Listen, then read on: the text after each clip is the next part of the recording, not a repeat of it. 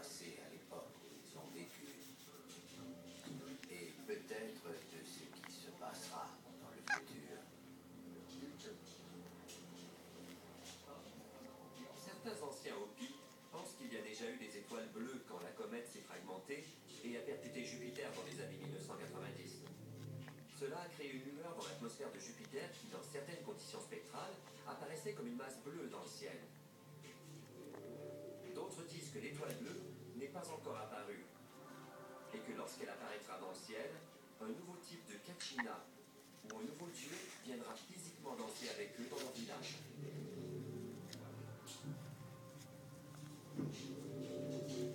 Les Hopi disent dans leur dernier présage que Toby. célébrer le changement Toby. du nouveau système succomberont à leur propre peur de ce changement. Tu as fait ta crotte? Vas-y. Je vais te voir en bas. Sont clairs sur le fardeau que les humains devront porter à l'approche de la catastrophe. Ils disent que cette ère sera marquée par 3 grands bouleversements. Leur interprétation est la suivante. Le premier bouleversement était la Première Guerre mondiale. Le deuxième était la Seconde Guerre mondiale. Toujours selon les Hopi, le troisième ne peut pas être prédit parce que les humains déterminent la forme de ce bouleversement par leur mode de vie actuel. Certains pensent que le troisième bouleversement correspond à un cataclysme venu d'en haut. Si c'est le cas, c'est un autre lien avec l'alignement galactique, un thème qui résonne dans les écrits de Nostradamus. Nostradamus voyait dans l'avenir. Souvent, il était horrifié. De toute évidence, il décrit un désastre cosmique. Où tout bon est, tout bien soleil et lune. Est abondant, sa ruine s'approche.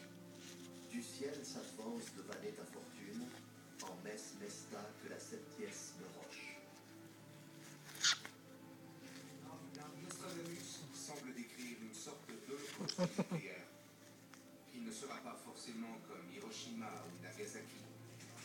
Il pourrait très bien s'agir de fuites de vas-y. rayonnement, quelque chose comme ça.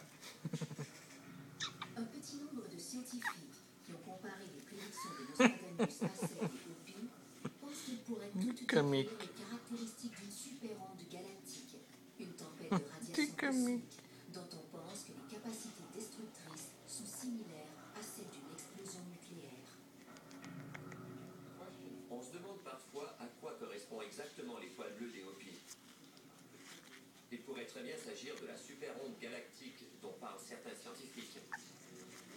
Une onde d'énergie qui traverse l'univers